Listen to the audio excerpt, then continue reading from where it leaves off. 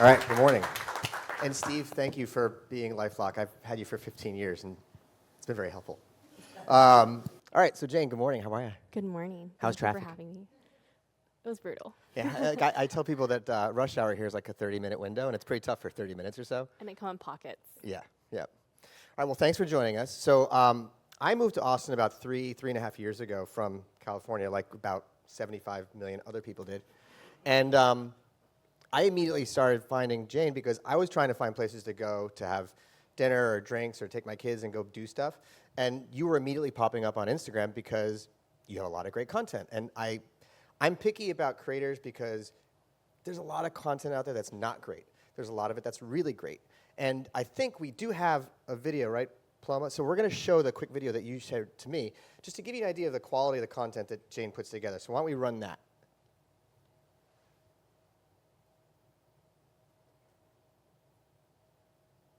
Yeah, turn that video. There you go. It's been a while since I've introduced myself, and you might have just seen me in the Netflix series Somebody Feed Phil. I'm considered the OG food blogger in Austin, Texas, and voted best local food blogger for several years. I started food blogging in college in 2010, and for over a decade now, I've featured over hundreds and hundreds of restaurants, eaten a lot of food, and shot thousands of photos, even publishing my own book, Coco's Guide to Austin. We're so lucky to have so many incredible restaurants in Austin, called the live music capital of the world, and one of the top cities to live in. Welcome to the city. All right, so it's a good quality content you got out there. Thank you. I could go into the how you got started and everything else, but just really quickly, why? Why start to do this? I couldn't find a job. There's that. When I started in, hey y'all, Coco here from A Taste of Koko. It's been a while since There we go. I started looking into blogging, which sounds like dinosaur years, but back in 2010, that's what was available. Instagram had just got created maybe, and I was just finishing up my degree at UT Austin, and which is just right there, you guys. Beautiful campus if anyone gets a chance to walk around, and just didn't know what I wanted to do.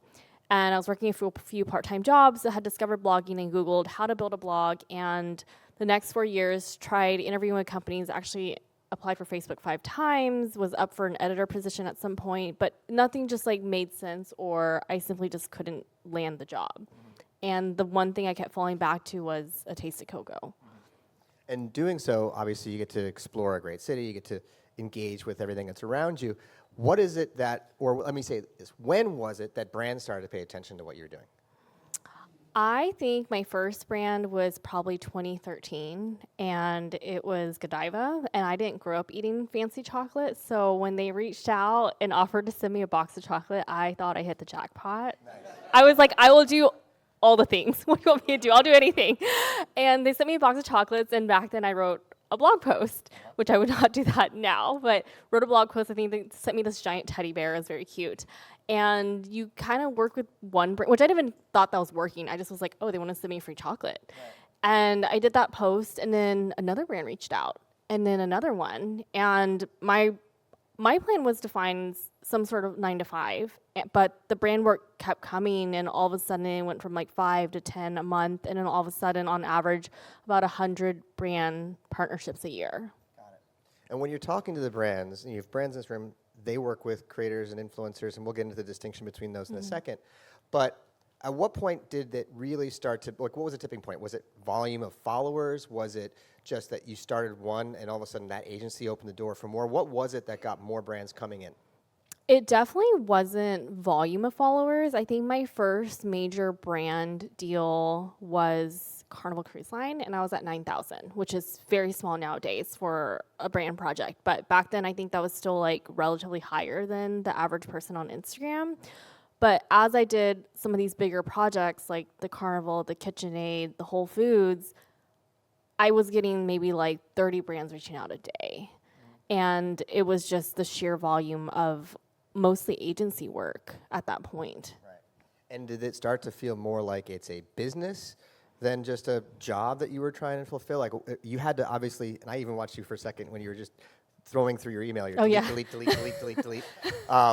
How do you know who you're supposed to pay attention to? How do you know what works its way through the morass of the inbounds that actually turns into an opportunity that you're going to work on? I prioritize any agency emails. As you probably saw, a lot of it was just like PR releases, hey, can we send you this? Can we send it? Like, just archive. Wasn't deleting, I was archiving.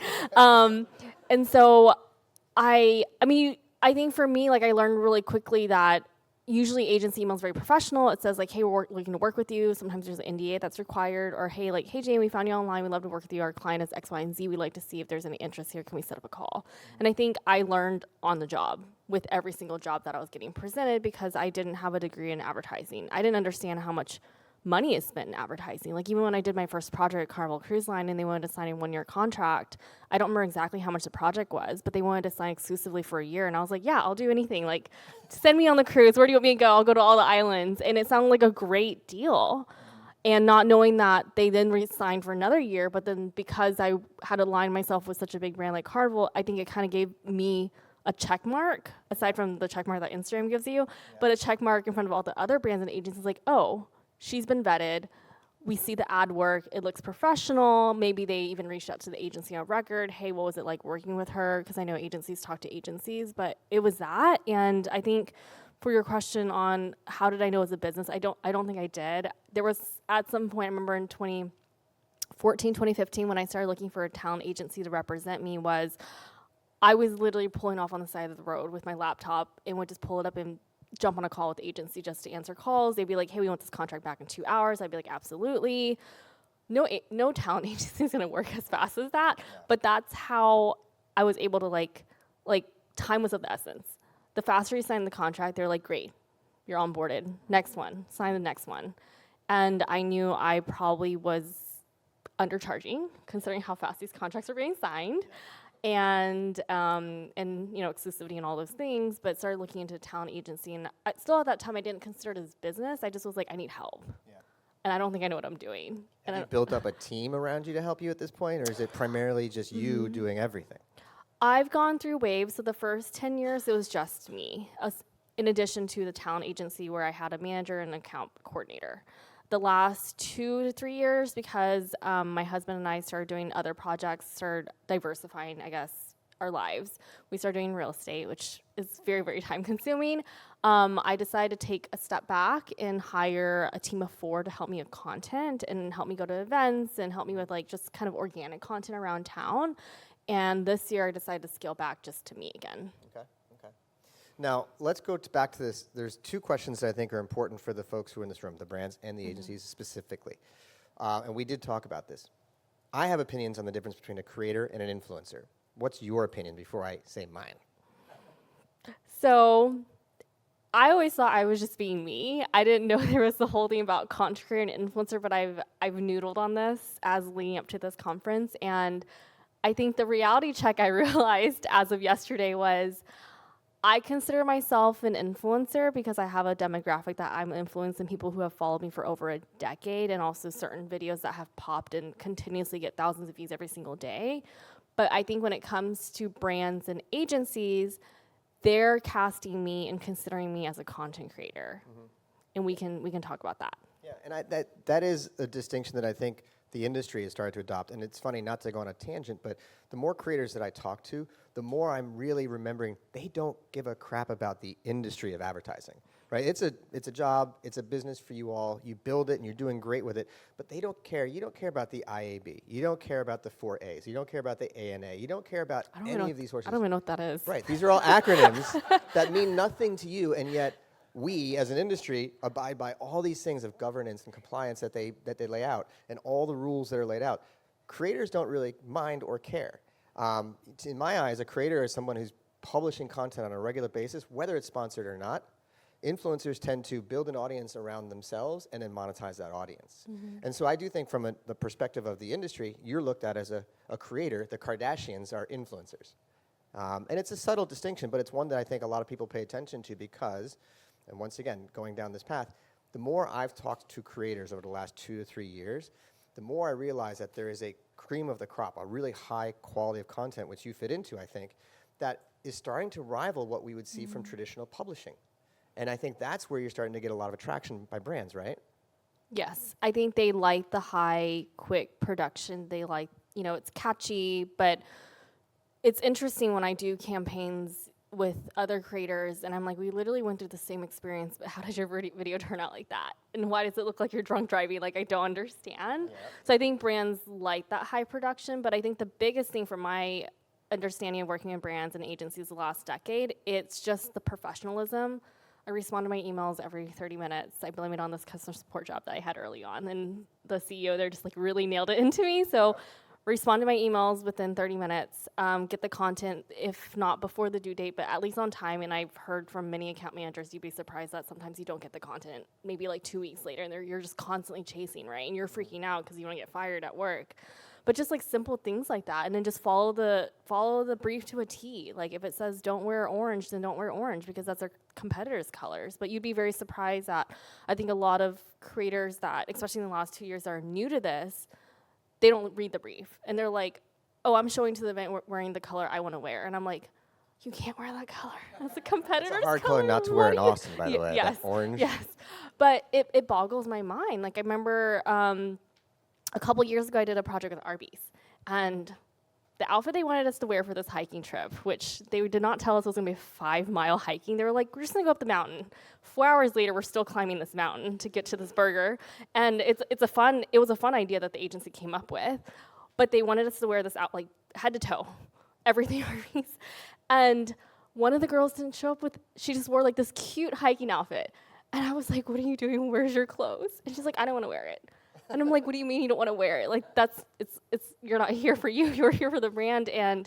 But that's situations where you don't get hired again because you didn't follow the instructions and you're being hired for a job. And this is what the job tells you to do. And I think a lot of creators don't understand that. And maybe I'm just very good at following the rules. Well, you have professionalism, right? You've got professionalism associated with what you're doing, and it shows. It brings us to another interesting point of conversation, which is you're talking about things where maybe something didn't go right from the creator side.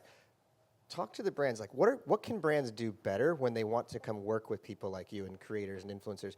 What do they do right? What do they do wrong? What's been one great experience versus a horror story? Like anything that helps them understand how to best operate in this space. So 90% of my work is through ad agencies. It's not that brands don't reach out to me, but there's just the bulk is ad agencies. And again, I think once you have a good relationship, they refer you, you're just on the roster, they're constantly pitching you, you're just top of mind.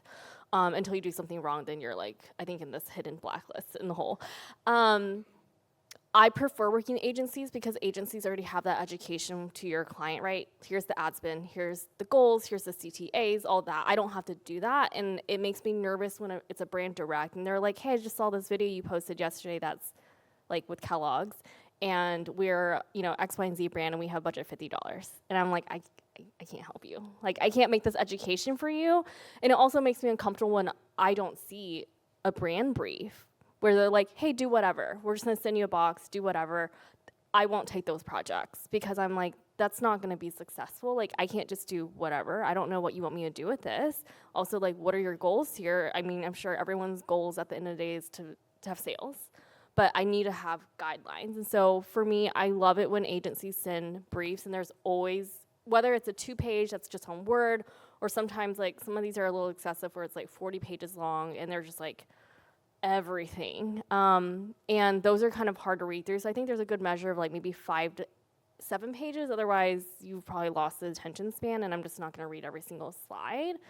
I think if there's don'ts, that's always great. It's not always included, and sometimes I'll ask if I feel like I'm getting like nervous energy from the agency, where I'm like, hey, is there actually posts that you guys have seen or maybe past partnerships that you guys have paid for that you don't like? Can you actually share those with me? And sometimes they don't, sometimes they do. I prefer it because I'm like, okay, I know this is what you don't like, because I'm here to avoid a reshoot and edits.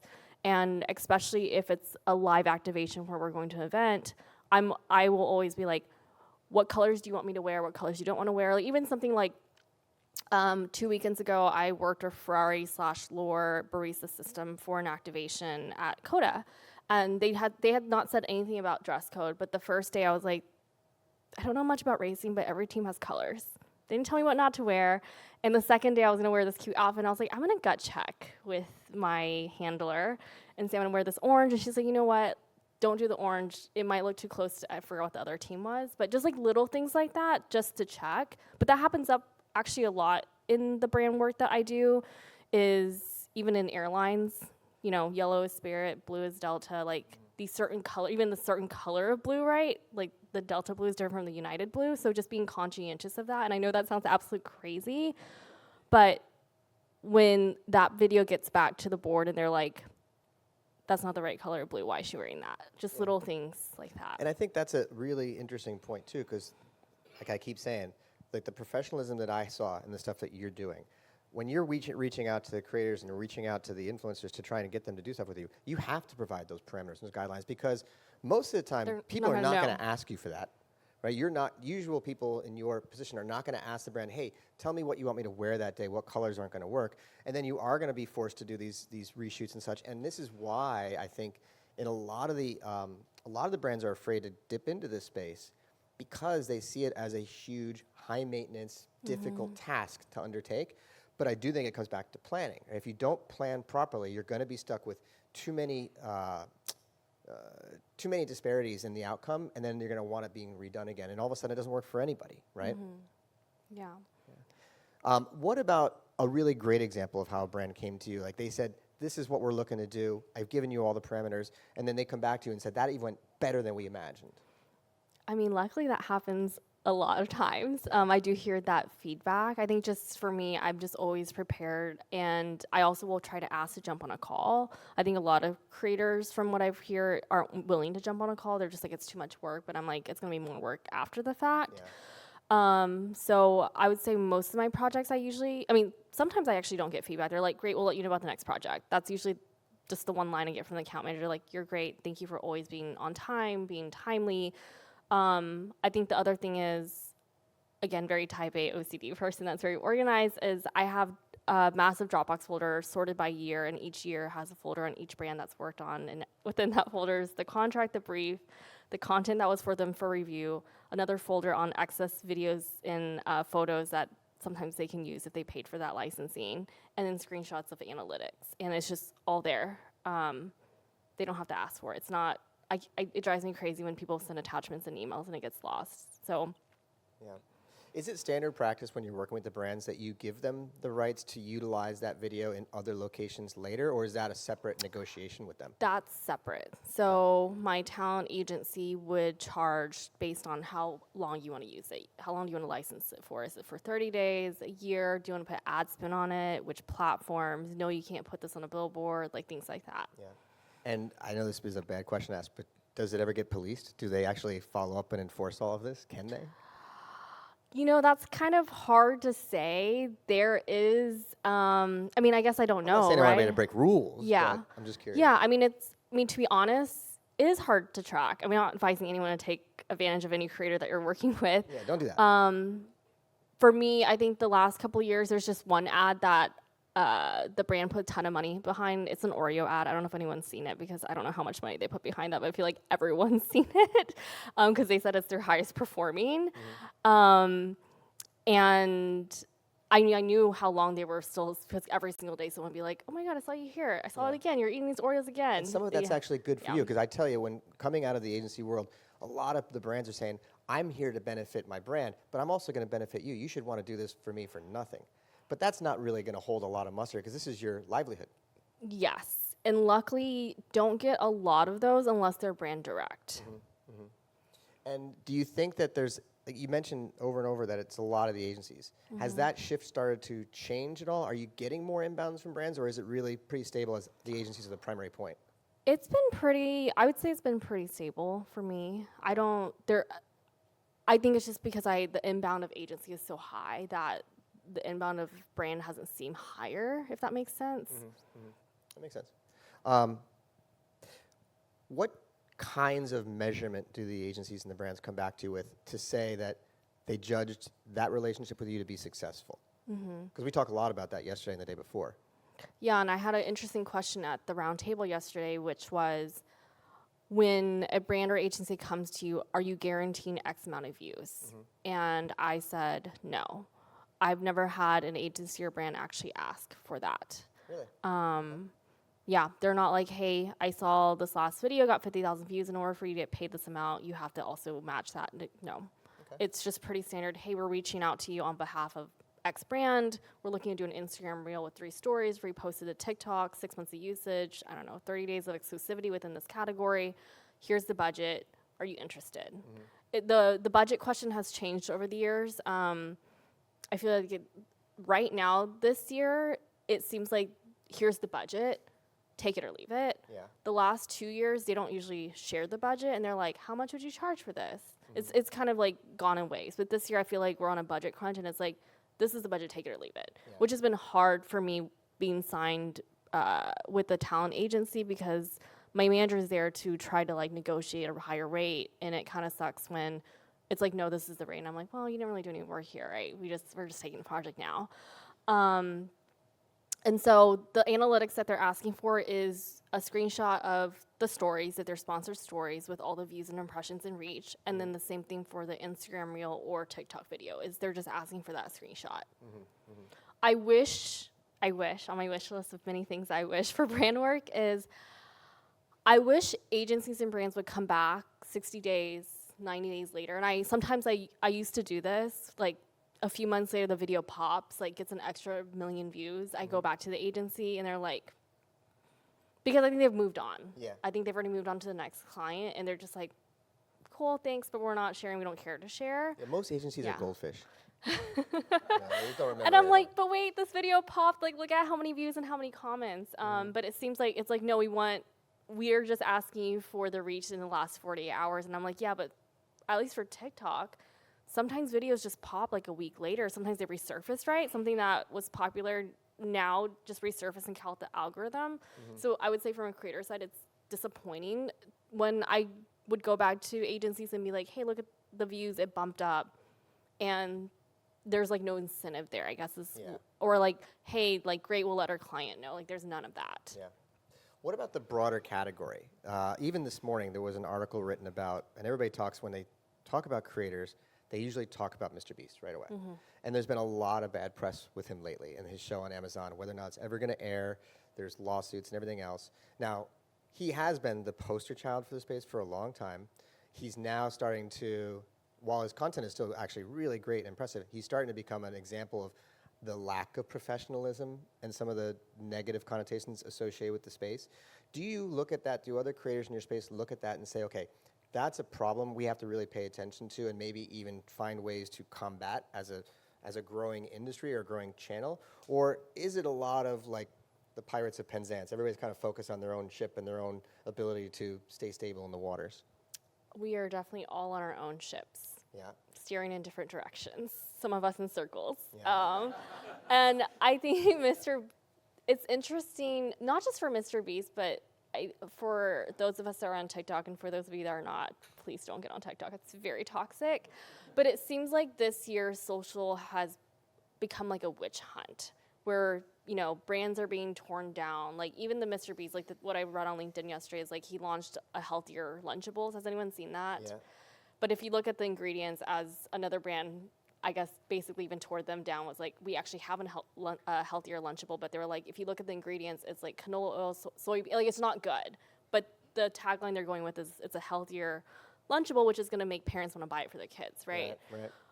This didn't really exist, and I don't know where the internet is headed this year, but like the teardown of like live, like just all these like right now it's like the parents on the cruise ship with, they left their baby in the room or something, and there's a baby monitor in the photo, which I don't know if they're gonna pursue any legal action on defamation, but like it's interesting. It's just like interesting times where internet has gone, and it's also kind of an interesting and scary time for creators and influencers ourselves, where I almost feel like, and I don't want to say this, but I'm going to say it, is like I feel like people on the internet are smart now, where they're like, oh, I know you're getting paid for that. And if they don't like something about it, they're going to go and find something and tear you down. And it's just like we're seeing people made examples online. Yeah, I mean, you're kind of speaking to the vocal minority of people, because the internet and social media tends to give a voice to the people that have the worst things to say. And they're usually not the majority of people, regardless of whatever topic and whatever area we're talking about. It just happens. And I think you're pointing out a really interesting point, which is right now, there was earlier this year, there was the defluencing Yes. idea where creators could actually stop brands from being successful, but you've still got this other parallel world where the creators are creating brands of their own to, as you said, diversify, versus going into books and real estate and other things. You're actually trying to find other forms of media to diversify into, which makes you a bigger target because you are competitive with a lot of the established norms that this industry has grown with over the last 50, 60, 70 years. So I'm kind of curious, do you talk with other creators about this and say, okay, like, how can we combat this? Can we try not to be that way? Can we try not to get persecuted? I'm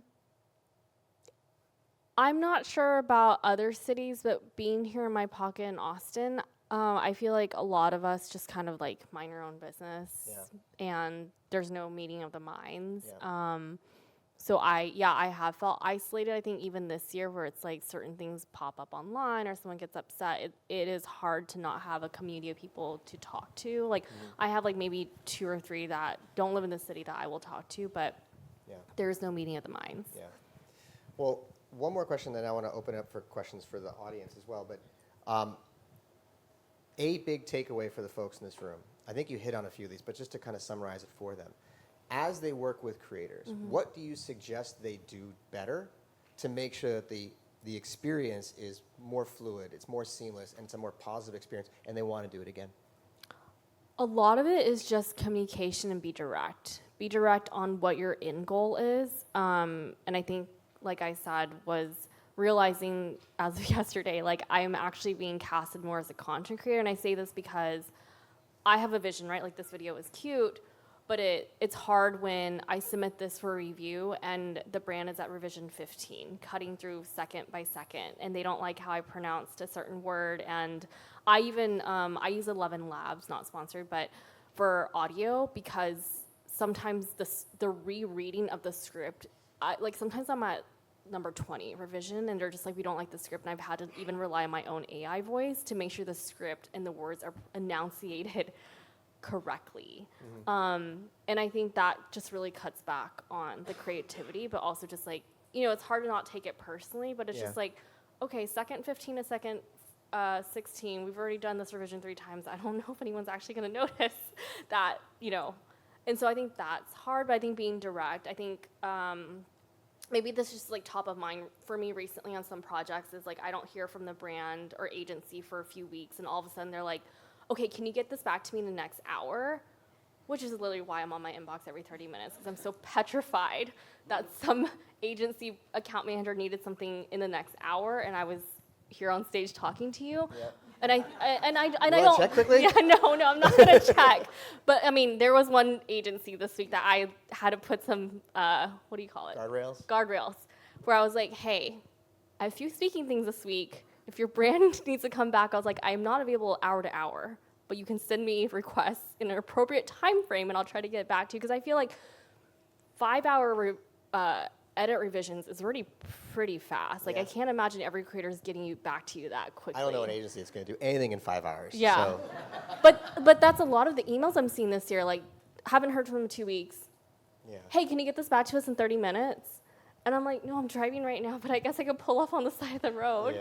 So I think just being direct, where you're like, hey, just even something like, hey, this client is has a lot of last minute requests. All we ask is during this duration of this project, can you try to be timely and get edits back? Or heads up, this client has a ton of edit requests. Just give me a heads up, and I'm like, okay, we're gonna adjust this budget.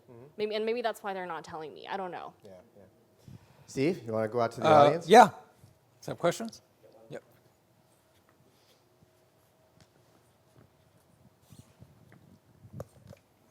Hi, I'm Sid. I head up comm strategy at W Promote. As a strategist, I love that you said that you respect a good brief and then you like a good brief. As a strategist, we're also really guilty of like segmenting, categorizing, creating 3 pillars, and then dropping some things in certain pillars. Given that you see so many briefs every day, where do you think we kind of get in our own way?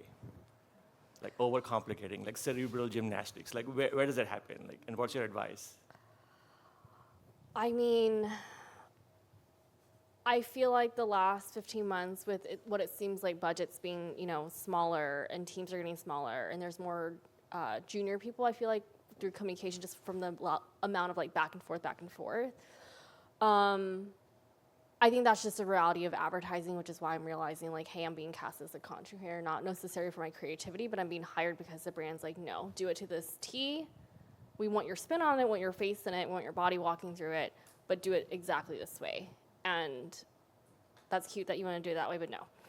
And I think I'm hearing that a lot. And I think for me, I see this as a job. I love working with agencies. I love supporting agencies. I'm here always to make an account manager win. Like if ever I get FaceTime with a manager, especially if it's at an event in person, I'm just like, hey, what can I do here to like help you win with your client? And I think that's just my reality check in understanding that. So I am okay with that. But I think maybe sometimes you need to give freedom to your creators. But I feel like the conversation I have is like, yeah, but if the client doesn't like it, then we get fired as an agency.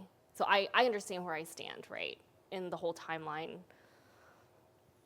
Jane, how do you what guardrails do you put up to maintain connection, genuine, authentic connection with your audience, and they don't feel like you're simply another creator who is veered into becoming a professional spokesperson? Yeah, the feedback I hear from my audience is when you look at my feed, you can't tell that most of these are ads. And I won't lie, like I do work with a lot of brands. And there are certain months where I'm posting an ad every single day because approvals just took so long. And sometimes it feels like all the agencies are sitting in a room. They're like, all right, we're all gonna green light today. Every hour, let's just go. I mean, I feel like a lot of work comes in waves and I'm just like, it's been 2 weeks, haven't heard from the 10 projects. And all of a sudden they email me tomorrow, they're like, can you post right now? And so I work really hard to make sure my ads are authentic to whatever I'm experiencing, whether it's a house project, whether it's an event that I'm going to, like I will add some sort of personal touch to it. But that's the feedback I've gotten from my audience is they don't know actually how many brands I'm working with because a lot of the content you see, you don't know it's an ad. And I think that's important is like not to like half do something just because it's an ad and you're feeling lazy. Like I treat every single, whether it's an organic post or what's an ad, it gets the same amount of work because it's going online and who knows how many people are going to see it. And there's a really funny thing that you just did that I don't like. I like looking at things from an objective point of view. We all just laughed at something that you pointed out, which is a consistent theme in our industry, is that we all wait to the very last minute. We are all beholden to a client who, if we don't do it right, we're going to get fired. These things are very consistent in our business, and yet having somebody from the outside point of view kind of point it out, it makes us all laugh, but maybe we should try to figure out how to not be that way. Like we should be able to be a little bit more planning-oriented, more strategic in our execution. We should probably be more communicative with the partners that we have. But we are, as an industry, probably really bad at that. But and I also understand that things are out of your control. Like I'll touch on CPG just briefly. I know we're on time crunch, and I talked about this at my round table yesterday. Is CPG projects, I love them, but 90% of the ones I've done, I am at the 5th target and I still can't find the product. And I'm talking to the stocking person and they're just like, this product is not here. And I'm like, no, I have to shoot this today. Like, what do you mean it's not here? And then I email the agency. I'm like, I have been to all these addresses. Your client's product is not here. What do you want to do? Then don't hear from them in 2 weeks. And I'm just like, can I buy it online? I'll bring it to Target, I'll put it on the shelf, I'll leave it in the store so they don't think I stole it.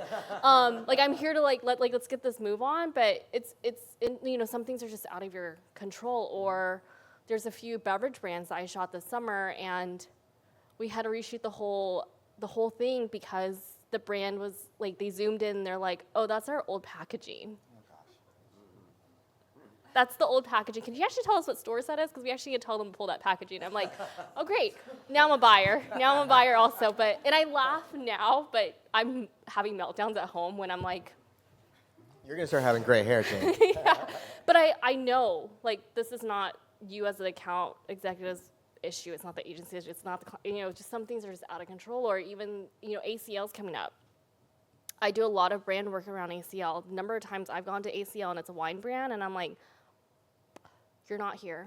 I don't want to tell you your wine brand, the bar is saying it's not here. What do you want me to do now? And it's 11 o'clock, because ACL, and the set just went on, and I just can't, no one's working at 11. The account manager's already gone to sleep, and I'm like, what do I do? What do I do? So, but things like this happen, and I think a lot of it's having patience. Jane, thank you so much for your participation over the last few days. We really appreciate it.